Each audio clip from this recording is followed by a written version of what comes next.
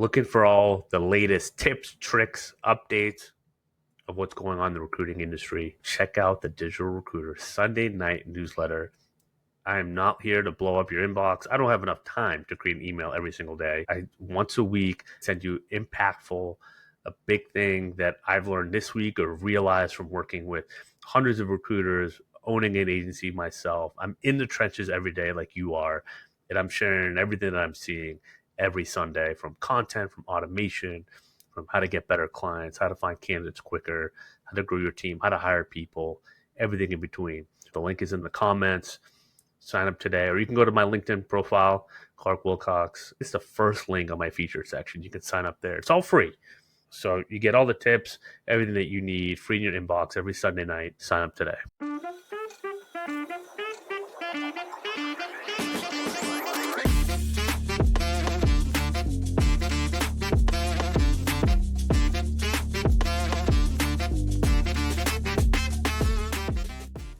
All right. Well, today I have a very special guest, Joe Seabock. He is a Digital Recruiter alumni, and he's been awesome to work with and get to know personally. But he's got a way cooler story than just being that. He was a former professional poker player, had a million followers on Twitter back in like 2009. Was really part of that poker surge in the 2000s, where it became extremely popular. It was everywhere. He's got some really cool insights. And now he's just following the Digital Recruiter approach on LinkedIn and having success that way. So poker player turned recruiter. I'm so excited to have this conversation with him. Guys, we're going to learn a lot today, have some really cool insights into the content, branding, marketing world. So Joe, appreciate you being here, man. Oh man, thank you so much for having me. And I have to say, I am a proud Digital Recruiter alumni. Yeah. You really gave me a kick in the ass when it was what I was looking for. Yeah. But I don't know, I appreciate the intro, man. I don't know if it's deserved or, if I can live up to it, but Yeah. It's been a wild ride, that's for sure. Well, I think that's what's fun, right? And I'm having fun kind of tooting your horn because I know you're like, oh, come on, don't do that, please. So I'm gonna just do it anyway. But you have a really cool background. I think recruiting is the land of misfits. I've kind of always said, So true. And it's just like, but you've done some like really cool things, but you're super humble about it all. And I think it's just that's what this podcast, this community is all about. It's just like we just kind of share stories. Some people are like, wait, you've done that? Like that's cool. And how'd you get into recruiting and all that stuff? And so that's kind of what I want to start with. Is just like, how did you get into recruiting? Oh man. Well, effectively, basically what happened was I was in the poker world for a good 10 years, right? Super exciting, super fun. If we want to talk about that a little bit more later, we definitely can. But effectively what happened was a lot of online poker sites got pushed out of the United States in 2011. And so I kind of didn't know what I wanted to do. I knew I didn't want to just grind poker games for the rest of my life. I was super lucky. I had a chance to do a lot of media, TV, radio, and that was really the juice that I really enjoyed. That's what I really liked about the game. So I knew I kind of didn't want to just grind poker games. So I took a beyond circuitous path, and I actually moved out of Los Angeles up to Sonoma wine country here in the Bay Area, and just knew I wanted to get out of the game. Didn't have any clue what I wanted to do, but I had a buddy up there that I ended up making wine with for like a year. It was super awesome. Incredible. Yeah, that sounds it was like awesome. The best life reset ever. It was absolutely amazing. I lived in a log cabin with my dog. It was like straight like Jack Kerouac It's like a style. movie. Yeah, I was gonna say, yeah. It was awesome. Yeah, it was so cool. It was incredible. But I did that for a certain amount of time. Then I rejoined the real world, ended up moving back to the Bay Area, which is where I'm from, in San Francisco. Did some marketing, did some operations, ran a couple teams, and I was like, dude, I don't want to do this anymore, man. It's just the grind. I didn't want to stare at spreadsheets all day. So I just said, I really want to work with people. I feel like that's what I was made to do. I always had a calling there. And I was incredibly lucky. I had one of my best friends actually was one of the head recruiters at one of the biggest agencies in San Francisco. So she caught me in the interview. I got my foot in the door and always enjoyed it. I love the competitive nature kind of the agency world. It really spoke to those poker juices. And the rest was kind of history. There's, many steps post that got me to my own firms, which is what I do now. But that was kind of the entryway into it initially. Well, I love always starting with that just because everyone is kind of like falling into it. No one sets out on the recruiting Right. path. And I think it sets a Totally. good tone for when we do talk about the poker and kind of where you're at now. It's, I think it just goes to show like we're all kind of united in that front in a sense in The recruiting. misfits. Yeah, Yeah, totally, it's just kind of totally. the misfit. Like we felt it was like the people like, how do you do that? Wait, you can get paid to do that? Like, oh, that's kind of cool, Right. and all that. And I think you've just done a really good job of just building the connection, right? Taking your talent, and people always ask me, especially recently, about it. How do I pick my niche or my vertical? And Mhm. it's such an overused term, and I've been working on to get away from it. It's like you have to look at what are your competitive advantages, what are your strategic advantages. And I think that's what I think the theme of this, if you're listening to this, I want you to pay attention to over like throughout our conversation. What me and Joe Mhm. talk about is like, I think you've done a really good job of leveraging your strategic advantages in a very humble way of just like, but this is like, and people know you for certain things, and that's what kind of opens some doors because you bring that value, you bring advantage. But like, that's a starting place, right? If you're Right. listening to this and you're kind of like, Totally. where do I start? What do I do? Like, really reflect on your strategic advantages, like what those are, Right. and those can Lean open a into lot of yourself. doors. Yeah, Yeah, lean into yourself. That exactly. is the biggest piece, man. And Yeah, I feel like life and society trains us to not do this, right? It agreed. trains us to overthink. It trains us to doubt. It trains us to, you know, poorly talk to ourselves and tell us that we're not good enough. But ask yourself, I mean, what do you love? What are you good at? What Yeah. does your background cater to, right? And it's amazing because when you do find whether it's your niche or your role or whatever the thing is that you should be doing, it becomes so much more fun, you Way more know? fun and lucrative, Yes, typically, event in due time, totally. right? I'm like But it's famous for like, these. Yeah, yeah, I was just gonna quickly say these posts that I go, always do on LinkedIn where I'm like, recruiting does not have to suck. yeah. It's like it doesn't have to suck. You know, it's has such a bad rap across the board. Like recruiters are always complaining, hiring managers are always bitching, but like it actually can be pretty fun when you're leaning into something that you enjoy and you Uh, care about. I completely agree, and I think that it's resonating with your audience because they're like, wait, it's not fun. It can be fun. Wait, tell me how it can be fun. That's the Totally. simple thought process, right? If you're thinking, how do I get a great client? Well, tell them that this can be fun and enjoyable. And the company, some Exactly. people are going to be like, absolutely not. And I think that's what people get worried about is that person. Don't worry about that person. Right. Well, Don't that's stop not your trying to company. convince the people that are never going to be convinced, right? And start Exactly. thinking about the people that are ready to be shown a different way. They just don't know where to go and For be that sure. landing spot. And I think that clicked on you mentioned like you needing a kick in the butt. I'm like, that's I think all I needed to tell you. I was like, dude, it's all right there. You just gotta Yeah. tell them, and actually Pick you up can the ball. simplify it.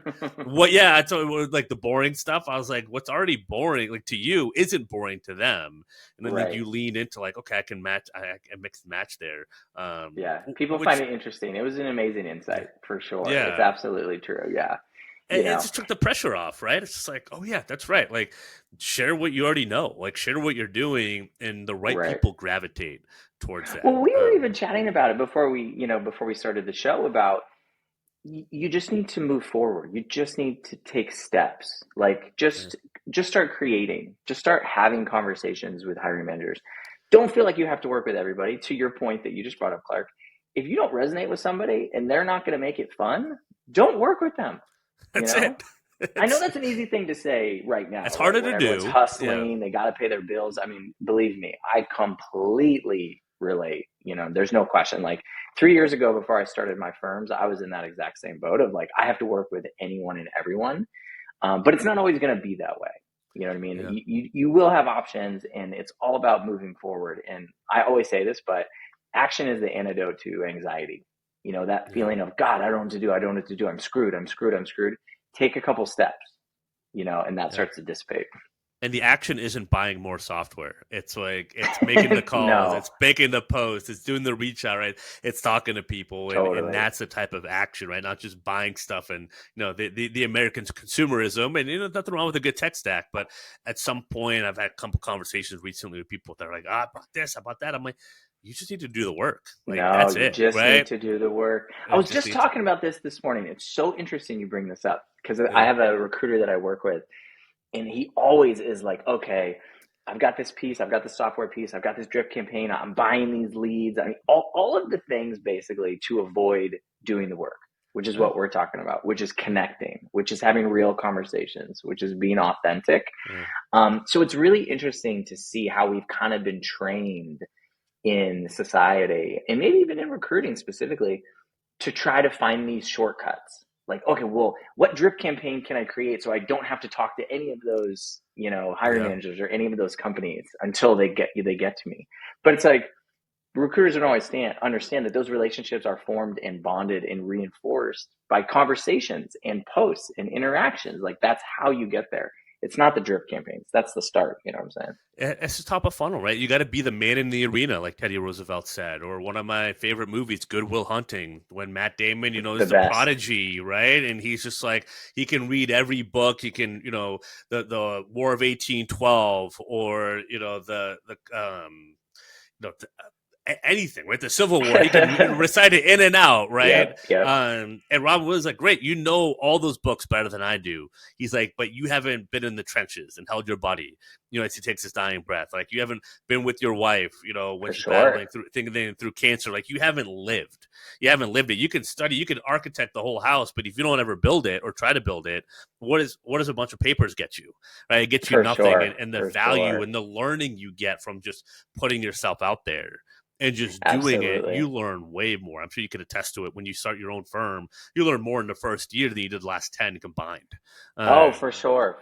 Also, Good Will Hunting reference. I'm a card-carrying member of Good Will Hunting, favorite movie. And I do feel like it's a law that's been passed that any dudes that are within our age range, it must be in your top 5. So I'm with you 500%. Oh, it's a classic, right? I mean, I grew up in the North Shore in Boston, so it's like, I grew up watching the movie.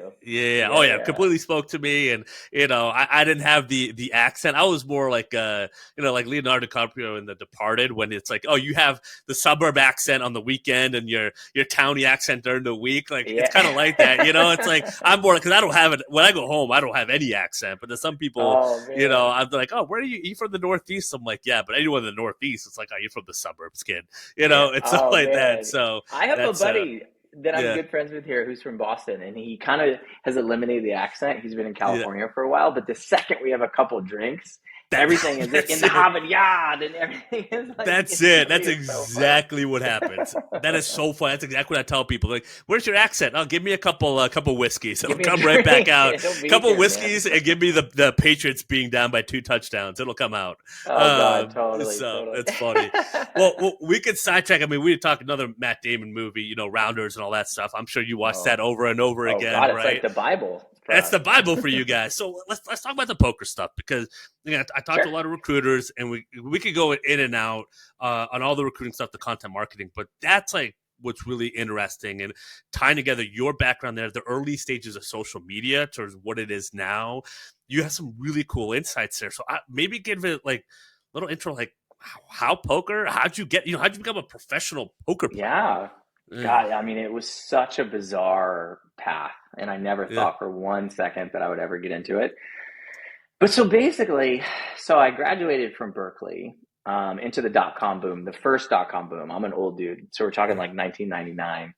And I worked for a bunch of different dot-coms, got laid off like 4 or 5 times before I was like 23, 22. Drove around the country for like 6 months. I was like, oh God, what am I doing? Another like Jack Kerouac moment of my life. Yeah. And then came back to the Bay, and just off the cuff, I asked my stepdad, who's like a very famous poker player. Never ever thought I would ever play. But I asked him, hey man, I don't know what I want to do. Do you think I ever could have played poker? Do you think that's something that I could have done? And he was so bombastic about it. He instantly was like, oh my, absolutely. Like, you have the mind, you have the attitude, you have the competitive drive. Just jump into it. What cool encouragement, by the way. I just want to say that. Like, that's, sometimes you ask someone and you're like, I don't know. But like, I just had to say that. It's like really cool to hear that encouragement and it was amazing and all that. So sure. Sorry. Go ahead. Please go ahead. No, I love it. I mean, from one of the best poker players in the world, so it was amazing. I literally did not know. I was 24 probably. I had no idea what the hand rankings were. I didn't know that a flush beat a straight. I didn't know what a full house. I didn't know any of that stuff. At 24, that's crazy, man. Like, not that, but like how quickly you got there eventually. So yeah. Well, I like launched in. I mean, I've always been, if I'm going to do something, I do it. I don't mess around. Like, I'm in. So I got poker software. I was hand rankings. I read every book you could imagine. I launched into it. I started playing, 1-2. That's kind of the limit poker. That's how much the betting is for those who don't play. But here in San Francisco, I cut my teeth at Lucky Chance's Casino. It's this casino out on the outskirts of San Francisco. And I went there every night and I would play 8 hours and I would just struggle. And I did so many stupid things. It would absolutely blow your mind. But you just kind of build up. You start to learn. You start to get a little better. You start winning.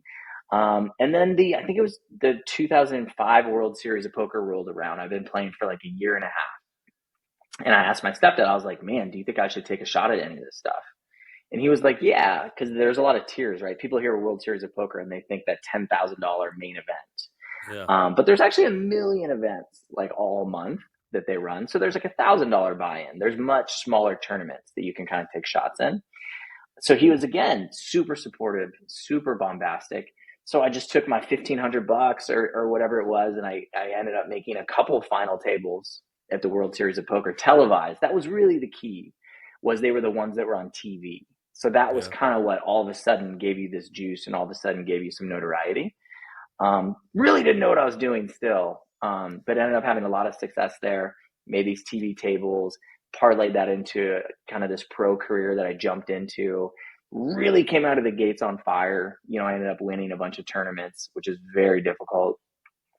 And then things kind of shifted. So, I knew that I didn't want to just grind poker for the rest of my life. It's super fun to play, but just like in the movie, we were just chatting about Rounders. I mean, there's dudes who literally do nothing but play poker 12 hours a day their entire life. You know what I mean? And I didn't want that, because I kind of saw that with my stepdad in the old school. We're talking like, Doyle Brunson, Phil Ivey, all these dudes are good friends of ours. And Barry Greenstein is my stepdad. So I knew these dudes. I saw their life. I knew what grinding poker was going to look like when I was like 40, 50, 60 years old. Yeah. So I was like, I don't want to do this. I really moved into media, So what I did, in addition to playing the poker tournaments, I also ended up creating my own blog. I ended up writing articles for all of the websites. We ended up doing radio shows. We ended up doing podcasts just like this. We had probably like the top 3 or 4 all-time listened to and rated poker podcasts in the world, at that point, because we did a bunch of different ones. God, this is back in maybe 2007 or 6 or something like that. So it was really fun. We got to all this creative stuff. It was totally different than just playing poker all the time. And you and I were chatting a little bit about this, but then Twitter rolled around, right? So that was probably 2008, 2009, something. And we jumped on that train really quick. I had started my own poker media company, Poker Road, we called it. And we basically called it the very best in pokertainment. That was like the tagline. It's so cheesy, but I still remember it. And we had, video content. We had podcasts. We had all kinds of stuff, blogs and video blogs with the pros. It was one of the nice things about being a pro is, normally when you hop on ESPN, it's news people talking about games. Yeah. But everything that we did, we were the pros. So we were the pros talking with the pros, engaging with them. And so it was the real stuff, right? It wasn't just the poker itself. It was the nightlife. It was, living in that world, Vegas, traveling around, all this crazy stuff. But so anyways, ended up starting my own company. Eventually we synced up with Twitter. And we were actually one of the first companies in the world to kind of pull from their API and aggregate, a selected listing of tweets that we wanted to see. And we did that for all of the poker pros. And so we really kind of created this new thing in poker where all the fans could follow along directly with the poker players' tweets. They were all aggregated. So it was super exciting, man. It was a wild ride. Just a ton of fun stuff, whether it was playing or whether it was on the media side as well. Yeah, that's really cool. I mean, so many things I want to cover, but the first thing I want to highlight is that you went all in to studying it in the beginning. Oh, you had to. And you have to. It's what going back to recruiting. I want to get what into I did with recruiting. I want to start my agency and all that. Okay, how committed are you, to it? Because you can. The process is fairly simple. Right? I can map out what to be successful on a page, but doing it every day, like going all in, the layers and the depth of getting really good at something that everyone's trying to do. Everyone is trying to be a poker player. I know that because I went to tables in high school. My buddy's house, it was 03, 04, 05, right? When you entered, that Yep. was like the first boom of poker. It was everywhere. What was the guy's name that won? The Chris Moneymaker. Moneymaker, right? It's like a Yep. made up name almost. It was ridiculous. It was ridiculous. Of Yeah. course it turned into a huge thing. Are you kidding me? The dude's name was Chris Moneymaker. It's It was ridiculous. crazy. That was everything, dude. I was like a junior in high school, and I was like, everyone wanted to be the next Chris Moneymaker. And so in school, and like I played, and I was all right, but I didn't go all in. I was like, people were already way better. I was like, man, these guys are good. Like I had a couple friends go pro, not to your level, but like it was crazy how much they had to play. But it was just the lesson of going all in. It applies to industry everyone wants to get into, like real estate, recruiting, poker, stuff like that, where they think they can be someone, but that level of dedication, I think it's just important, like not to gloss over that for anyone listening. It's just like, just go all in. It might not end up on TV cameras. That's okay. That's not to be the goal. But like, you don't have to that's do that the thing. If you decide, do it. Yeah, you can't dip your toes into something like that. Yeah. Where your point is so wants salient. To do it. Yeah. It is so salient. It is such an amazing life lesson, the point that you're bringing up, Clark. I mean, whether it was poker, which I did the same thing, I said, I am going to do this, period. I'm going to do this.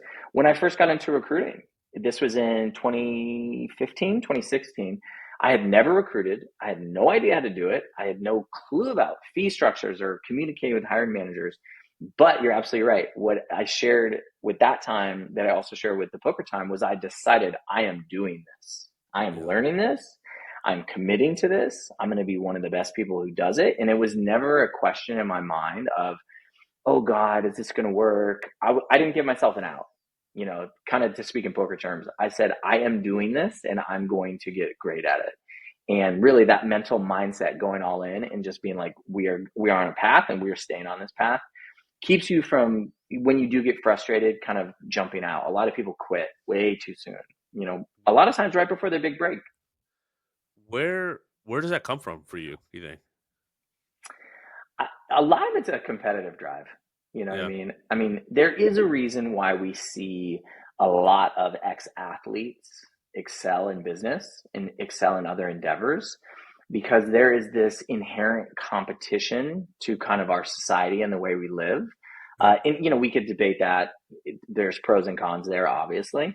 But I grew up very small. I was one of the smallest dudes on every team I ever played on, whether it was basketball, football, a little bit less baseball, but I was always the banger who would go in there. And I would drive into the lane and get hammered by big dudes and just pop right back up, because I never wanted to let anybody know that they had taken me out. So a lot of it was that, my stepdad was a pro poker player, super competitive. So a lot of it came from that. But I think you really just kind of have to have a certain confidence in yourself that you can do things, and it's not easy to do. I mean, it is 100% not easy to have that. You have to cultivate it. You have to work at it. And the beautiful thing is, though, once you do get it, it is hard to lose it. Once you get to the point where you say, you know what, I can make things happen and I can be successful. Once you build that up, it becomes a real great thing to have in your arsenal for sure. The confidence with that, and I developed it later in life, is, I can make things happen. I think to your point, like I can create force, I can insert my will into the market, to life, and things happen. And there's a value exchange that's created and all that. And I think if you could do that in an authentic, in a true way, right? There's the scammers and all that, but you do that like legit way. I mean, it's one of no one can take it from you in a sense, right? And that thought, and I think it's so powerful. It's what I hope everyone that I work with can get to, if they're not already there, can get to, because ultimately that's the biggest thing that changed my life, and it sounds like it changed yours. It's just that internal confidence. It sounds like you get it from support and family support and people being like, you could do this, like this is what it'll take, but like, yeah, absolutely, like just that belief in you. And I think sometimes we believe, I see it, I think people have like a false belief, like, yeah, you could do that, but they kind of miss telling the part where it's going to take a lot of work and a guide and like a roadmap on like what to do. They're like, almost everyone gets a trophy. Like, no, you kind of do have to earn the trophy, but like you have the ability to earn the trophy. For sure. Right? We all do. Yeah. We all have it. And, that's the biggest thing, whether I'm talking to candidates or, some of my folks that I coach, like it's just getting them to see that they have that magic in them as well, just like Yeah. you do, just like I do. But the confidence comes from the doing as And from the well. messing up, right? And from Yes, the hands, I'm sure exactly. you have like the top 10 worst hands you've ever Exactly. played ingrained in your head and all that, Oh, like the dude, ones more that were than the that. decision makers and all that. Well, to that point, when did it click? Like what was the time, like the timeline in learning and clicking? Like I feel like everyone has the moment where they kind of cleared the hurdle. Right. Hmm. And it might be before you made money, honestly, but like when was that for you in poker? Gotcha. Yeah. In poker, it was really, I mean, I got lucky. Like there's no question. But when I entered those smaller events at the World Series of Poker, I mean, this would give anyone confidence. Right. I got lucky to make two final tables your first year out of the gate, having just learned the game. A lot of things fell my way, Yeah. that were great. It also spoke to, I mean, I did have certain skills that were different, right? Poker in 2005 is incredibly different than in 2024, 2025, Jesus, 20 years later. Yeah. If I played competitively now, I would get my ass kicked in. I'm almost positive. But Interesting. in 2005, I had an aggression level that was kind of uncommon to the game. So, you see games like No Limit. Obviously, that's the famous stuff that everybody sees is No Limit Yeah. Hold'em. But I had an aggression that other players had a very difficult time managing and handling. And in that game, if you don't have the nuts, it's hard. If somebody's putting pressure on you for all of your chips, it's hard to call off everything. So I could see that really quickly.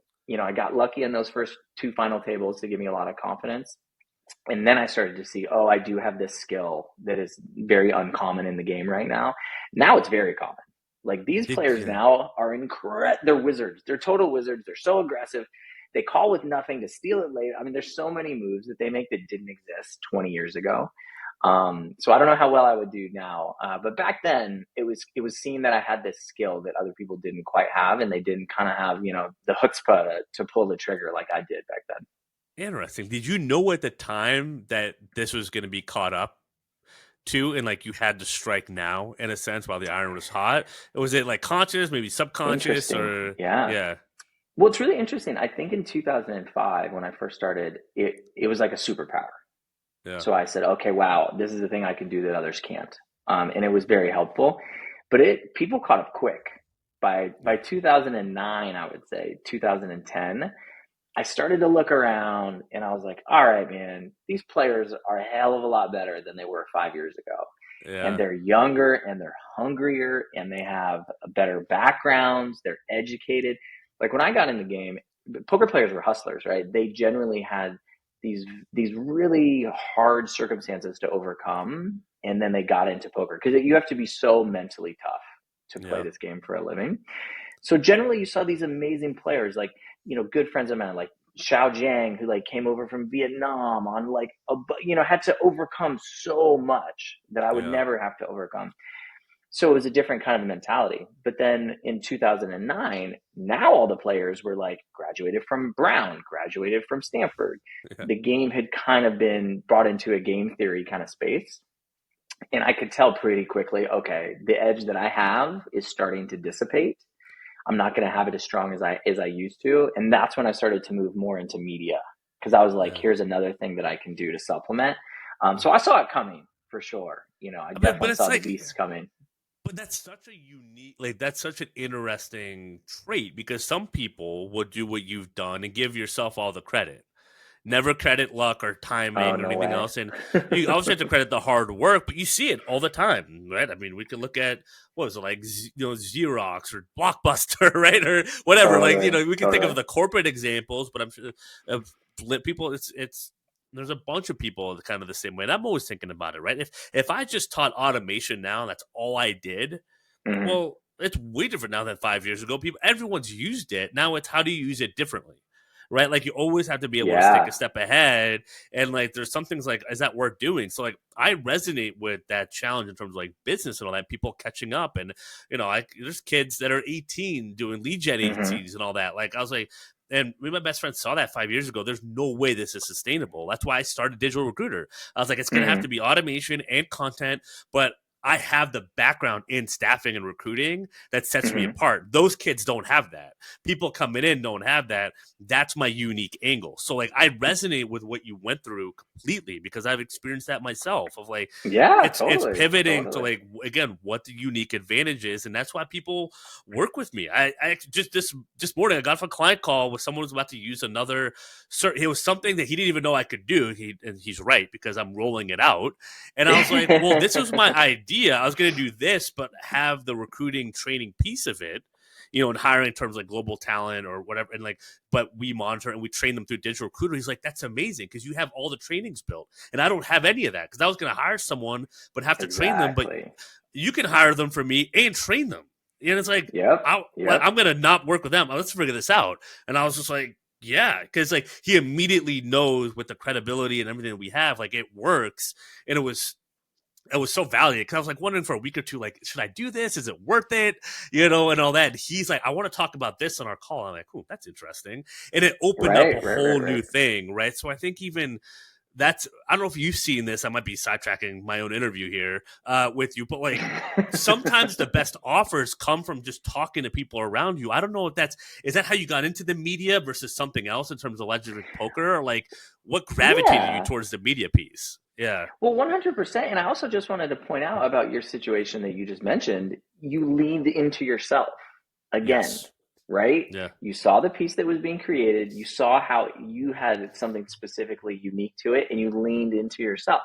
So you did exactly what we were saying before, which is And I just incredible and asked, always and I works. just asked him, like, I was like, this is what I'm Exactly. thinking. This is what I'm hearing from you. Like, what do you think? He like jumped. He's like, yes, that's what I wanted. He's like, that was my biggest Yep. reservation was signing up with them. It's like, how much more work is it going to add to my plate that he's going to be paying a few grand a month for?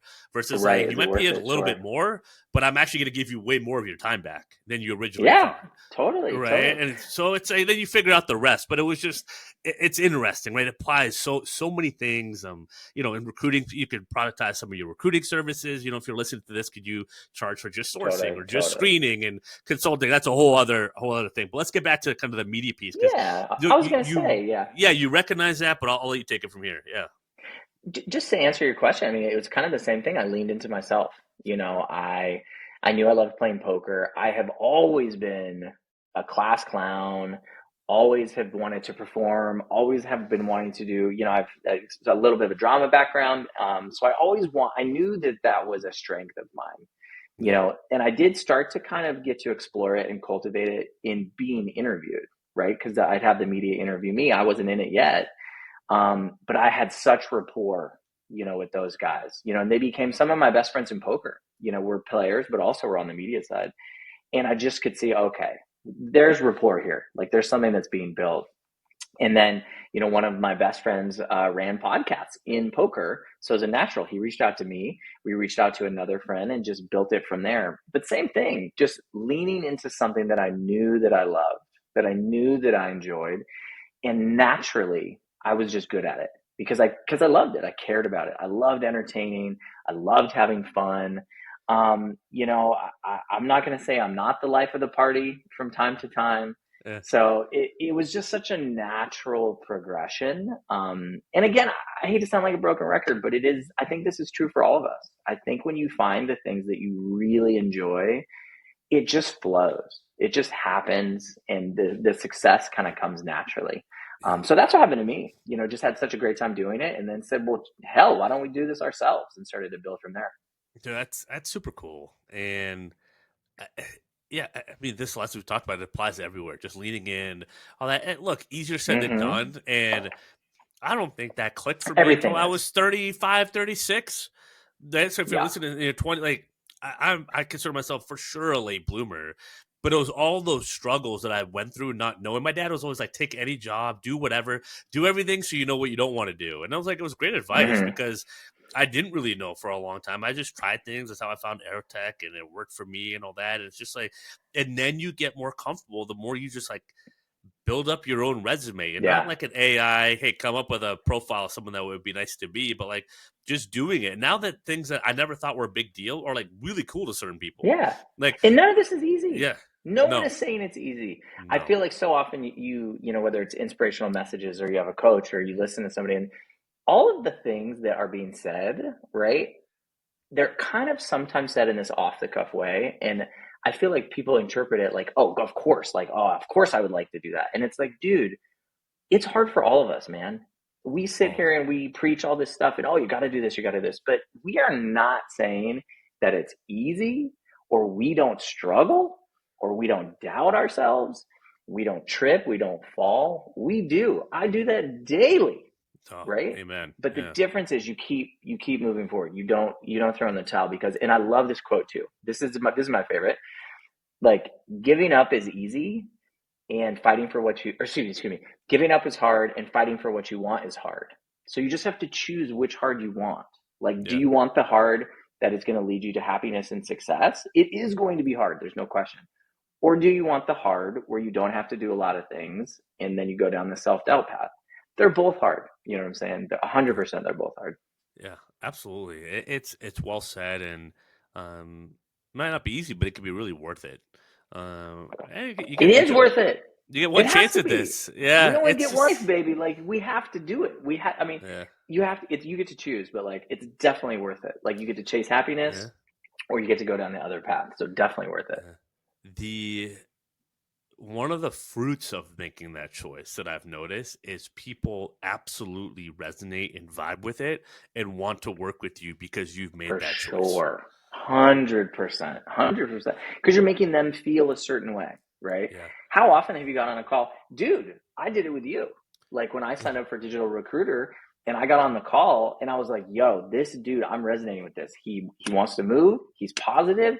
Yeah. He's not only is he laying out an interesting path that I need to follow, just kind of stereo instructions of what to Yeah. do, but I feel confident when I talk to him. Like, I feel like I want Yeah. to step into something. And when you emanate that, your clients feel that, the candidates you work with, your hiring managers, Yeah. it's more than just, can the person get the job done? That, of course, you need to have. But people definitely vibe on that feeling. You know what I mean? Uh, It gives them a feeling. Absolutely. Well, I love hearing that, and that's super. It's awesome to hear. And I would share if we had that conversation 3 years ago, it wouldn't have been the same. Even maybe a year before, Mm-hmm. right? It was all the other work I accumulated, and I'd done so much work on my ideal client profile and all that. Then you and I talked, and I'm like, dude, trust me, like I got you, like because I'm Right, looking right, because right, right. I was able to see what you've done. I'm like, people are gonna love this, and like I think you're gonna enjoy this, and like sure enough, that's what happened. I was like, just like 100%. I see like 100%. what you need, but I built that from sometimes getting it wrong, right, or not being confident maybe a year or two before as I should have been, and maybe like you know what I mean. Mm-hmm. I've lost more deals I can It's a count. process. It's a It's a process. whole process, but then like the Yep. right person, the right time, like you book a call, we talk, and I'm like, wait, that's your situation? Oh my god, I Yeah. can I know completely you kind help. of laughed at me. You're like, dude, what are you talking about? Just do this. Just do Yeah, this one thing, and then it's over.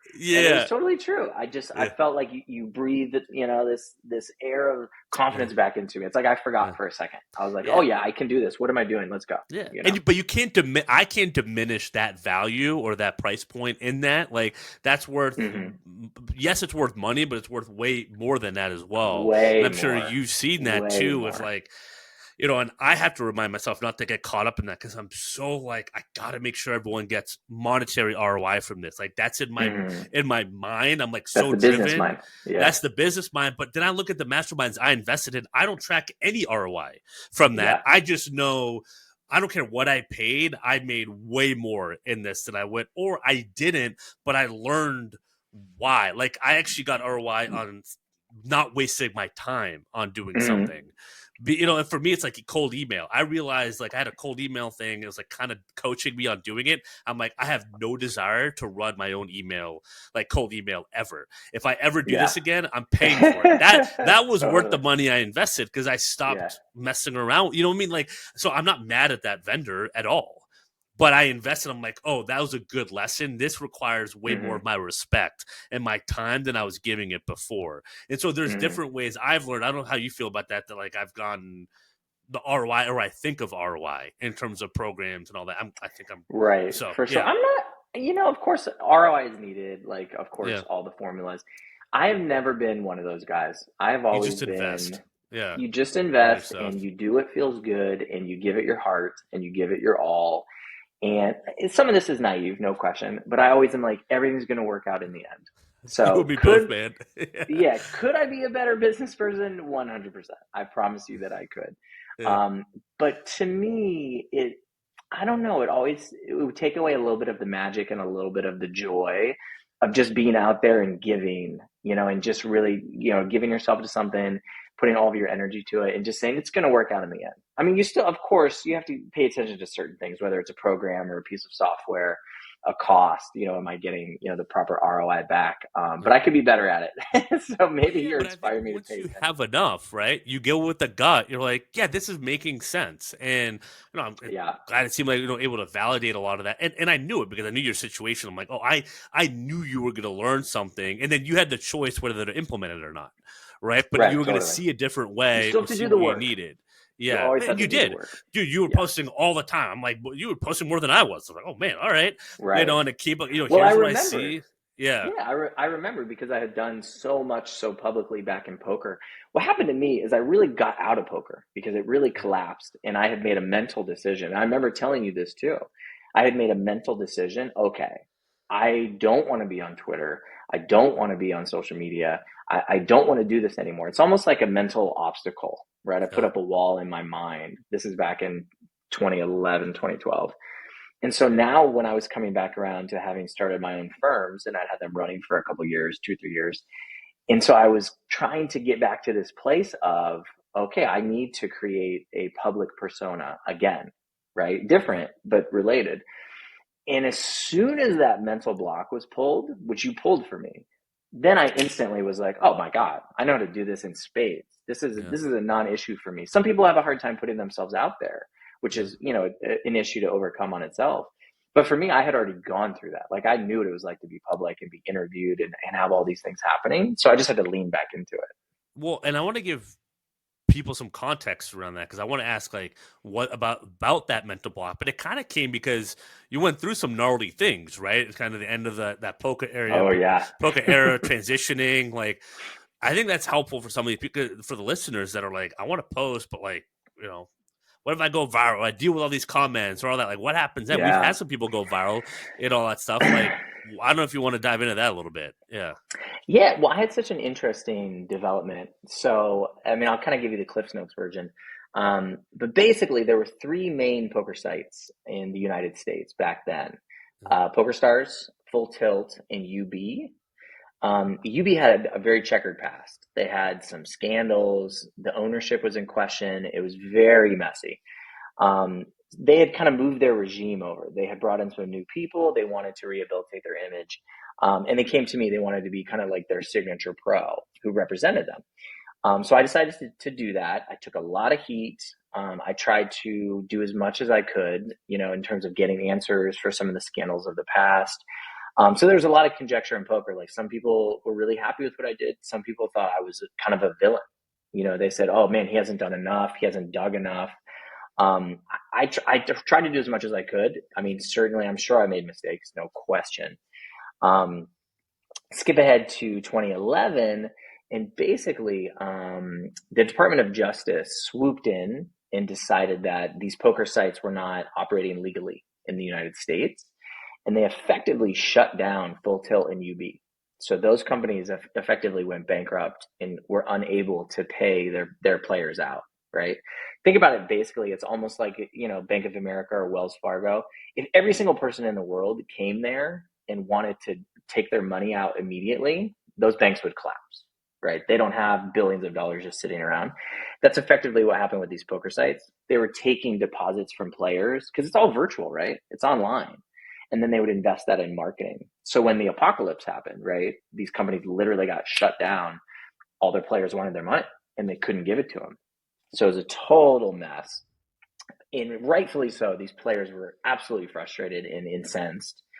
And they didn't really have access to the leaders of these companies who were in various places. Isle of Man Isle of Man was actually PokerStars, but Costa Rica, UB, they were in different spots. They were outside of the States. But they did have access to the sponsored pros, right? So me and a host of other players really took a lot of heat.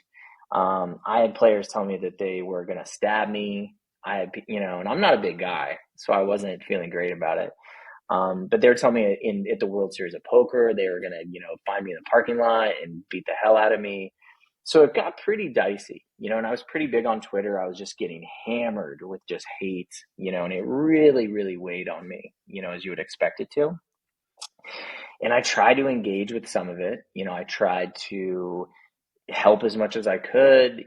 I was almost powerless at that point, to get people's money back, but I was trying to be a conduit between the leadership and the players, which they deserved. They absolutely deserved. But eventually it just got to be too much. Like I, had to basically just stop. I had to disengage. And it does kind of help me now too. On LinkedIn, 99% of the people I engage with are positive and really want to discuss things and want opinions, and we go back and forth, and that's wonderful. The haters, you really learn to figure out instantly. And those people I just don't engage with when it's a waste of time. And that was a lesson from back then too in poker. I finally got to the point where I said, okay, I can't do this. What I'm doing, it's not making these people's lives better. It's destroying me. My mental health, my mental well-being is completely falling apart.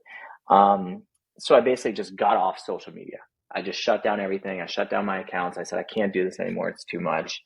But now those lessons are kind of, coming to roost and helping me to, not that it's the same, but helping me kind of with LinkedIn and interacting with folks now. You figure out what's productive and what's not, what's a waste of time and what's not. Absolutely.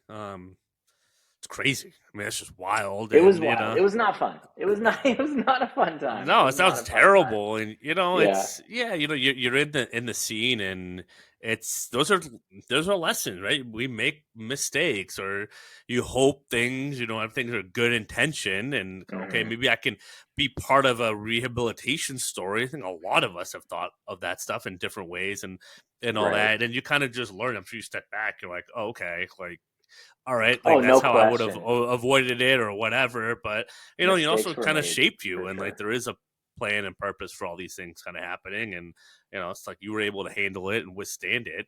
I'm sure it's got to make LinkedIn seem like the biggest breeze of all time.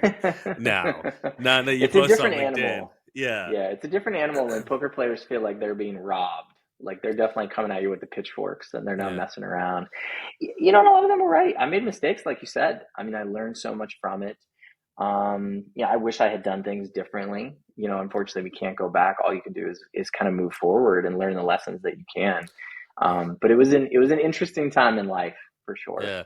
Yeah. I am far from judging. I'm thinking about about 100 mistakes on top of my head that I've made and all that, and it's just like it just happens. I mean, like when you're trying to figure some stuff out, like I think I said it in the Q&A of the Benjamin Mena Sales and Business Development Summit I did the other day. I was like, sometimes you're gonna crack some eggs in all that. Doesn't mean that you mean to. You have to.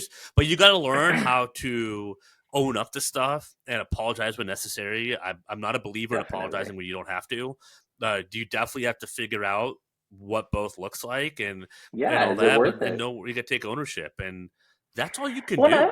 That's all you can do. And I wouldn't even say, like you just said, sometimes you're gonna break some eggs, and it's actually like if you're not breaking some eggs in life, you're probably making the mistake of not putting yourself out there and not trying hard enough. You have to make mistakes to move forward.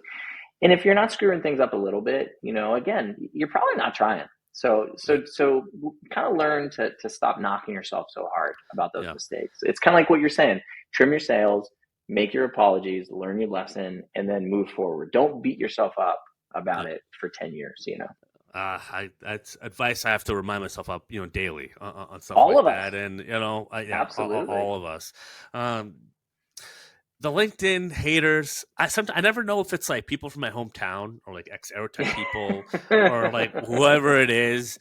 It's Bobby from 4th Street. It's so interesting. Yeah. Or like which boomer I'm going to rile up, or whatever from day to day. And, all love to my, the boomer digital recruiter alumni. I'm obviously not talking about you guys, but I get like a second degree or third degree person coming out of nowhere. Like, what is this? I'm like, oh my, right. You just gotta kind of People are frustrated. That's kind of part of it, is understanding like the system is pretty broken. Hiring is a mess. Broken. Totally. So it's not that these people actually are so offended by what you said. It's that they are trying to navigate a society and a hiring process that is completely busted, and they're frustrated and they're struggling. And it's really something that it's a much more global thing, right? So that Oh, it makes it a little completely. easier to navigate, I feel like. And I think I'm glad you said that because I didn't want like it's just that people are in pain, and there's been a lot Totally. more activity on X or some on LinkedIn, and we don't have to necessarily get into the whole discussion yet because we didn't really talk about it before, but there's a lot of people in this country, Americans, right, born here, grew up here, their families, in a long tradition of being here. There's a lot of that segment that feels disengaged or disenchanted or left out, or that For they're sure. they're not given any opportunities. And I think I see it in terms of a lot of young men, and I look at young men. Like, how are they supposed to provide and build? Everything's skyrocketed the last 5 years, It's and they're like, scary. what do you? I came out in the recession 2009 in the job market.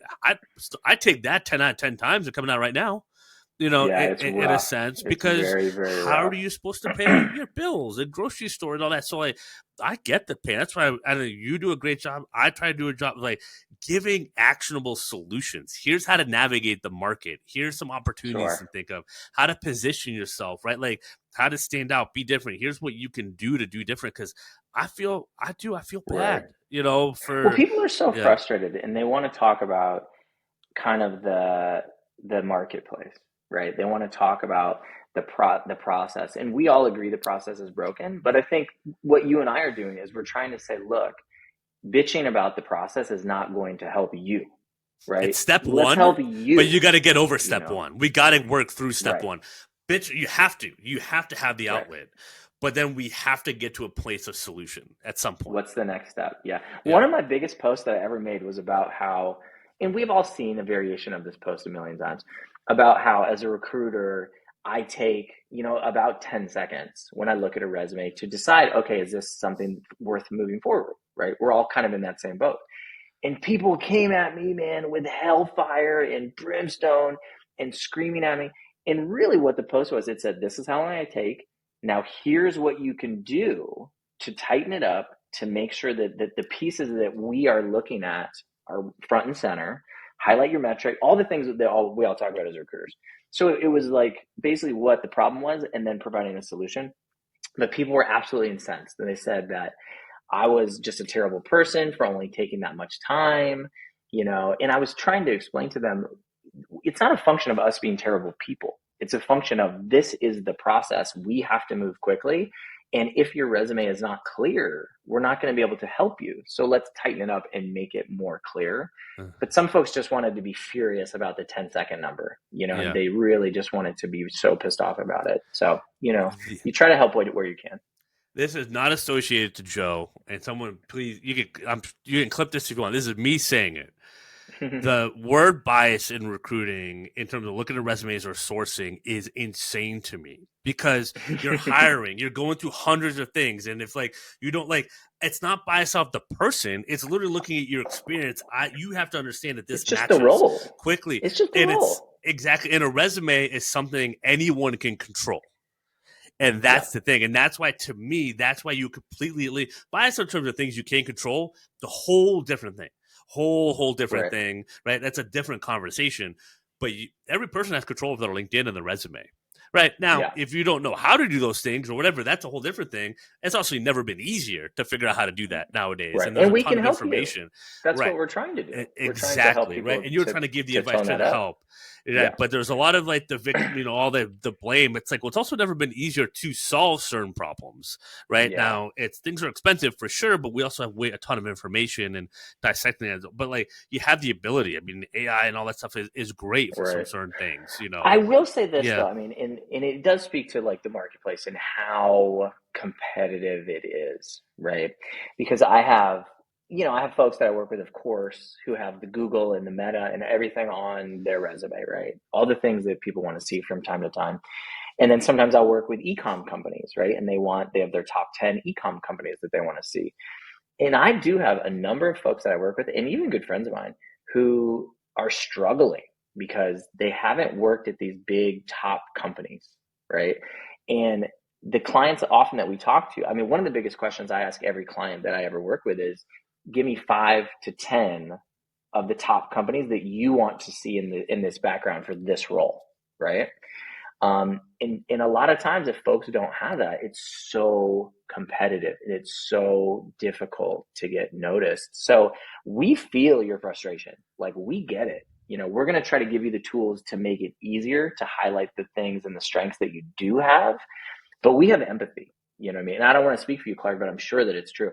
We care and we feel your pain, and we would love to help more than we can. It's very, very tough out there. Well, and I mean, for recruiters listening, if you're not a recruiter, like, your job and my job in those situations, it's okay, these are the 5-10 companies. Why those companies?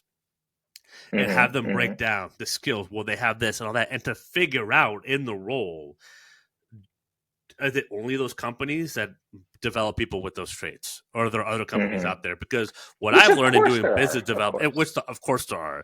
What I learned in business development, I've worked with niche recruiters, med device. One of my first clients ever, med device recruiter, non-compete, 40 companies she couldn't reach out to. She was like desperate. We get automation going for her. She's like, I didn't know there were this many companies in my niche out there that I could target. And then that's always one of the lessons is, and I was a recruiter that's been at it for almost 15 years, 20 years now.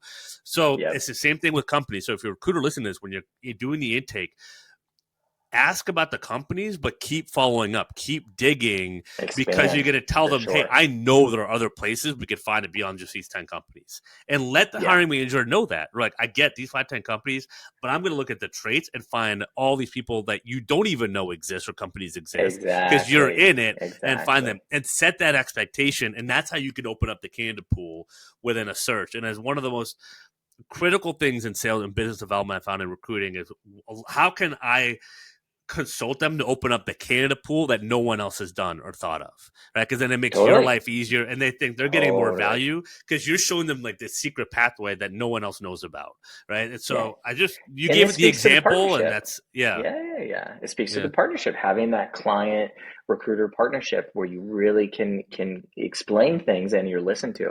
We've all had those clients who are not having it. They're like, we will only hire somebody from Google and Meta, period, end discussion. And then if we want to work with those clients, it does put us in a little bit in that box, because we know, okay, well, if I work with it, it's a choice, right? And I've said no, and I've said yes. It just depends on the situations and the roles and all of these things. But sometimes we are at the mercy of those clients. If they really want a certain thing, it is part of our responsibility to give them that thing that they want.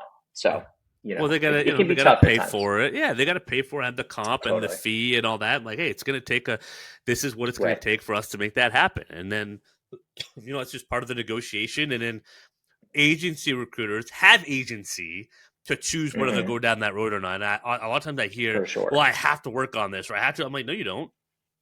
Yeah. You don't. I mean, but with the caveat in the beginning, we also get it. We get it. It's very stressful when you're desperately trying to pay your bills.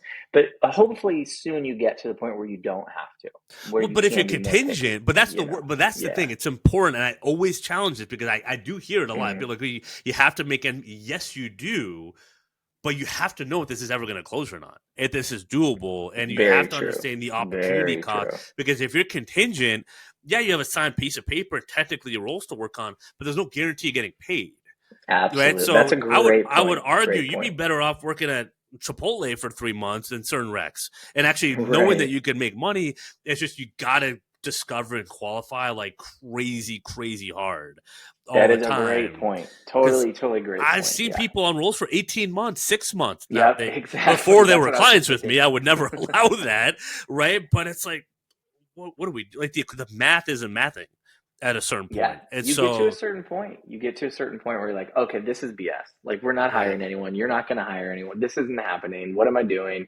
And that is where that discernment comes in. So you got to work to a no quickly. Hey, are you serious about hiring for this right now? Totally. Should we wait 6 months to recruit on this, right? Or not prioritize it? And some people get frustrated with me, other recruiters or whatever, because I'm like, I just let that breathe. Oh, you follow up with that client yet? No. Because there's no urgency. I'm focusing on getting more stuff that's more urgent, right? And like, I'll let them come to me. I'll let them message me next. Yeah, I'll follow up in a month or two or whatever. But like, they show no urgency. I'm not going to be the one. I'm not chasing them down. You're going where the money is. I'm better off targeting 20 new people to see if I can find some urgency. Big time.